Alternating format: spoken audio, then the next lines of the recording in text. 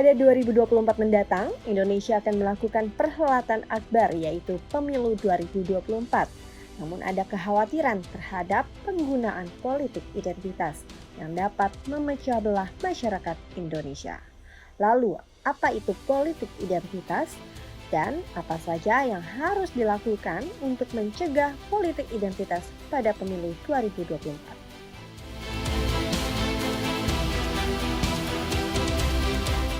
Saya kira banyak orang yang salah kaprah ya, mendefinisikan dan memahami apa itu politik identitas.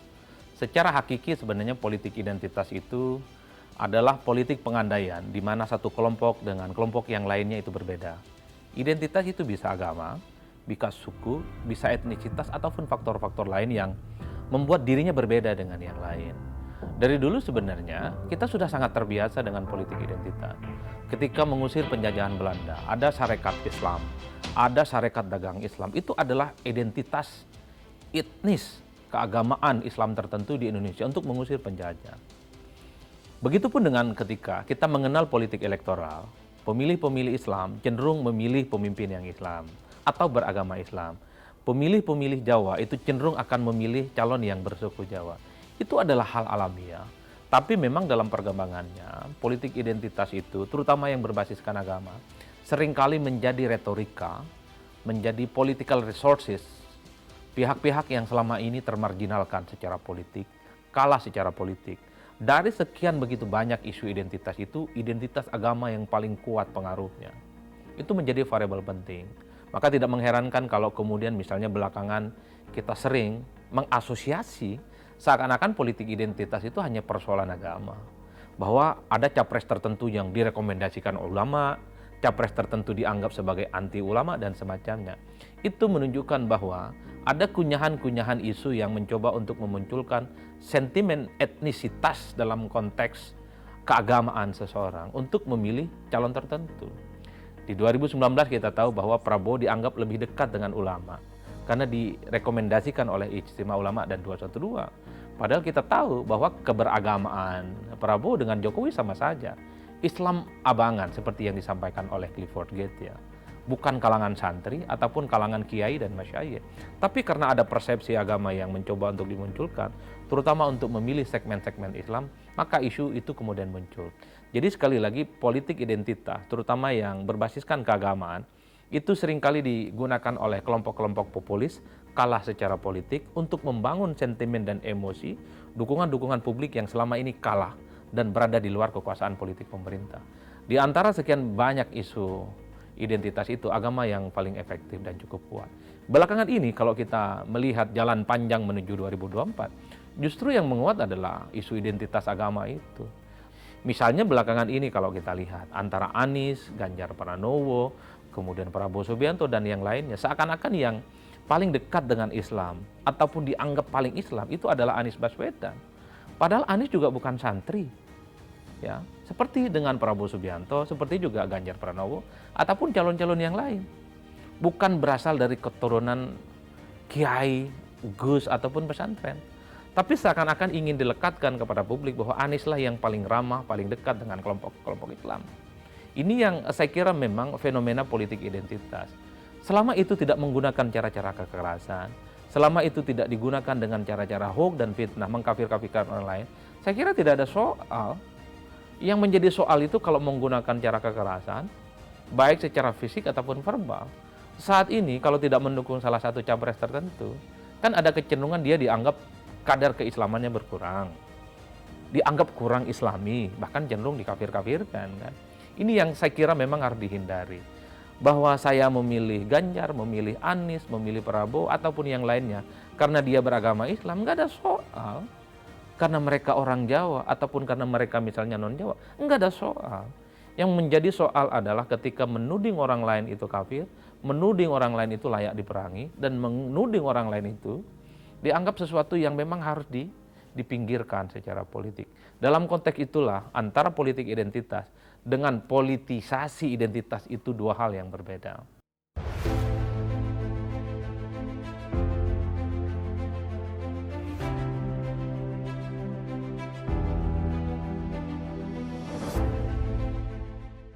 Saya kira akan ada dua hal ya, impact yang saya kira mengerikan. Pertama, ini akan berimplikasi pada keterbelahan secara ekstrim. Karena satu sisi kalau ada orang, calon tertentu yang dipersepsikan, dia paling oke agamanya, sambil menuduh orang lain, agamanya tidak oke. Ini akan membuat satu faksionalisasi yang semakin mengeras. Bahkan jauh lebih ekstrim ketimbang kasus 2019 dan 2017 di kasus Pilkada Jakarta. Karena yang terjadi dalam tawuran opini publik itu adalah soal siapa yang paling Islam dan tidak paling Islam, siapa yang paling Jawa dan tidak paling Jawa. Artinya apa? Orang tidak lagi berdiskusi soal bagaimana punya kapasitas, punya kompetensi seorang capres yang memang harus dijadikan preferensi pilihan politik. Dari sekian banyak nama-nama yang kemungkinan punya potensi maju di 2024, belakangan ini kan kita tidak pernah mendengar apa yang akan mereka lakukan kalau mereka jadi calon presiden dan menang di pemilu. Yang ada soal bahwa ini adalah dekat dengan kelompok tertentu, dekat dengan ulama tertentu, dan yang lainnya. Artinya apa? Keterbelahan ini mengancam di depan kita. Kalau isu soal identitas itu selalu dikunyah-kunyah. Ingat, identitas itu adalah suatu hal yang given, pemberian dari Tuhan. Mungkin kita semua tidak pernah meminta untuk jadi orang Jawa, ataupun tidak menjadi orang Jawa. Kita tidak pernah meminta itu. Ataupun misalnya orang tidak pernah meminta untuk menjadi Islam, menjadi Kristen, Hindu, Buddha, Konghucu, tidak. Itu sesuatu yang given. Dan tentu ada faktor lingkungan yang membuat itu semua. Tapi yang kemudian mengemuka adalah hal-hal yang sifatnya natural, pemberian dari Tuhan. Dan itu saat ini dipertentangkan hanya demi kepentingan insentif elektoral.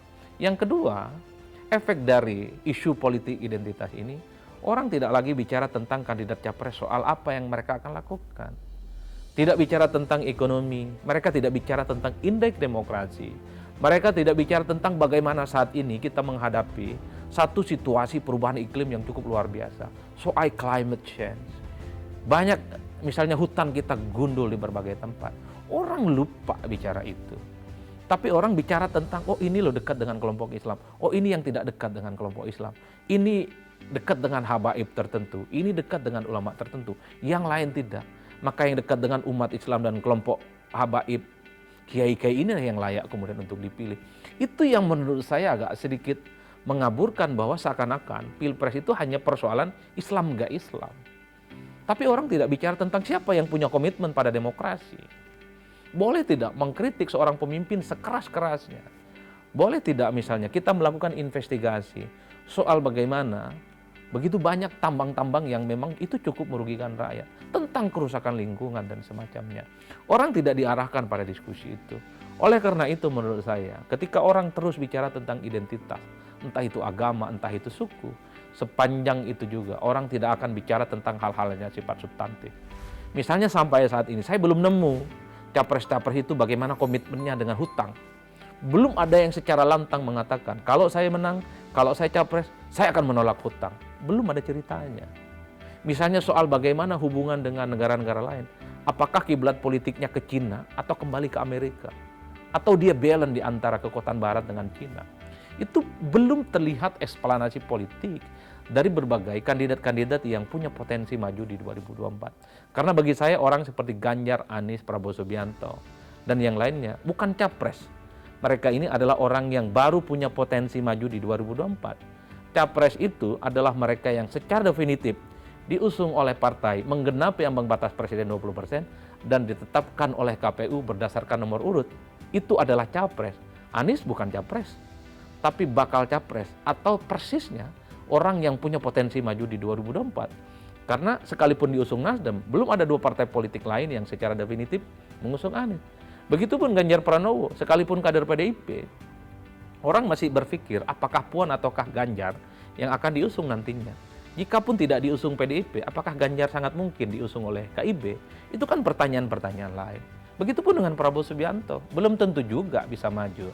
Karena kalau PKB tidak mendapatkan proporsi cawapres misalnya, Muhaimin Iskandar di endorsement menjadi pendamping Prabowo Subianto, kok rasa-rasanya poros politik koalisi ini agak rumit untuk bisa direalisasikan.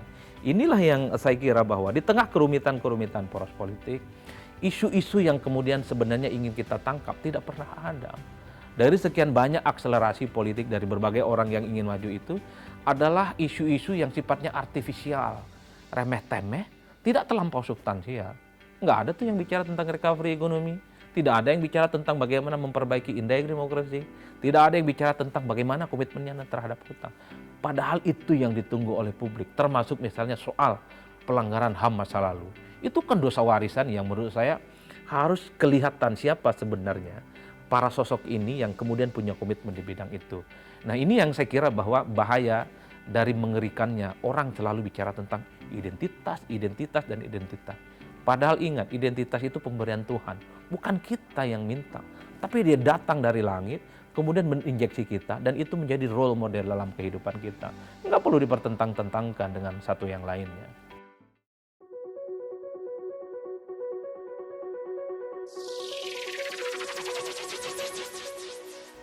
Pertama, masyarakat kita yang harus rasional ya, bahwa memilih pemimpin presiden di 2024 itu bukan memilih pemimpin agama, itu satu hal.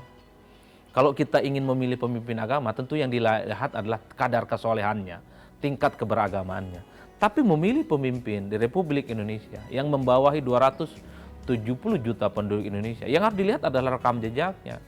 Toh orang-orang yang akan maju seperti Anies, Ganjar, Prabowo Subianto, dan yang lain adalah orang-orang yang sempat menjadi pejabat publik di negara ini. Lihat Anies selama 5 tahun di Jakarta.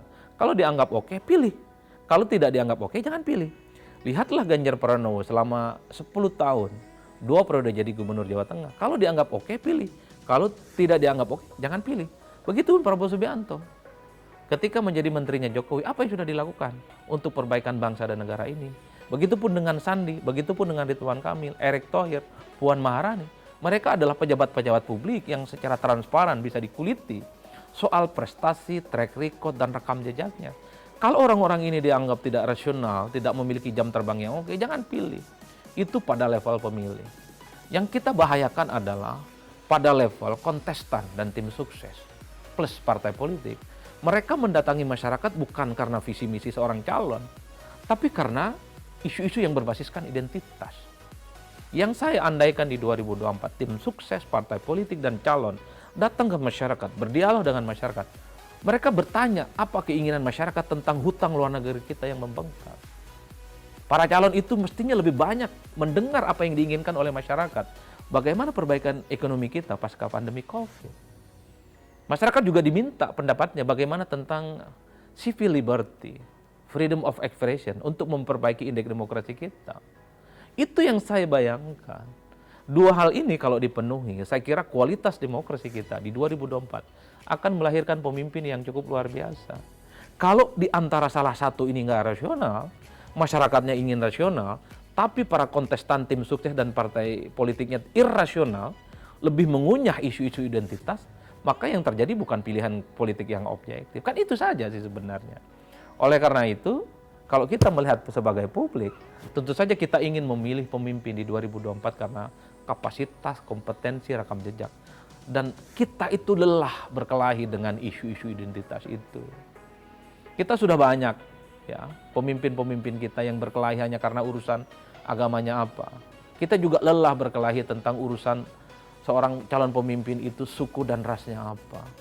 Indonesia di 2024 mestinya sudah harus bisa melampaui itu semua. Enggak peduli agamanya apa, enggak peduli sukunya apa, enggak peduli dia Jawa non Jawa, dia enggak peduli Islam ataupun tidak Islam. Selama dia terbaik untuk bangsa dan negara ini, mestinya kita pilih. Kalau tidak begitu, maka kita akan terus terjebak pada abad kegelapan, zaman jahiliyah, di mana memilih pemimpin itu hanya karena faktor etnis, terutama karena faktor agama dan suku. Kan itu yang terjadi pada kita. Kita ingin melampaui itu semua sebenarnya.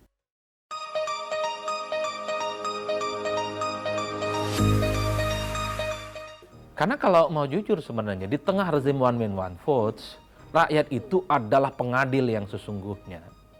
Ya, kalau demokrasi itu disebut sebagai vote day, vote populi, suara rakyat, suara Tuhan, pemilu itu adalah ajang pembuktian yang sesungguhnya. Selama ini rakyat selalu jadi objek dari elit. Selama ini rakyat hanya sebagai instrumen dan alat kepentingan politik mereka yang selalu diinjeksi dengan isu-isu yang tidak rasional.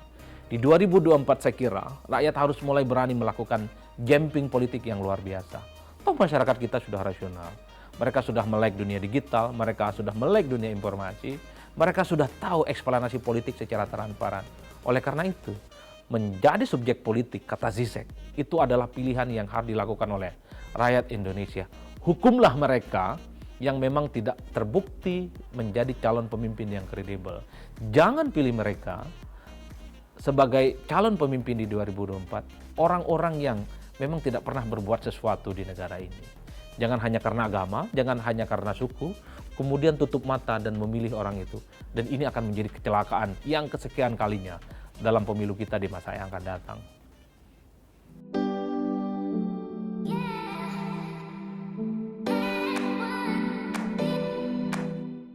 Bagi saya sederhana ya, rakyat itu harus jadi subjek dan pelaku politik yang bisa menghukum calon pemimpin di 2024 itu dipilih ataupun tidak. Bahwa calon-calon yang diproyeksikan maju di 2024 sampai saat ini di atas meja semuanya secara transparan bisa kita ukur apa yang sudah mereka lakukan. Kalau mereka memang tidak kompatibel, jangan pilih. Sekalipun agamanya apa, sekalipun rasnya apa. Tapi kalau ada orang lain, figur tertentu yang memang dia bagus kinerjanya, terbukti selama menjadi pejabat misalnya, dia oke dan established untuk negara ini, pilih apapun agama dan sukunya. Hanya dengan cara itu kita memilih pemimpin yang rasional di masa yang akan datang. Tapi ingat, sekali lagi, jangan-jangan rakyat kita ini justru akan disuguhkan oleh kontestan dan tim sukses yang justru membawa isu-isu yang sifatnya irasional. Isu identitas itu, agama, suku, dan yang lainnya. Nah, itu bahayanya di kita semua. Kalau boleh kita berharap semacam itu.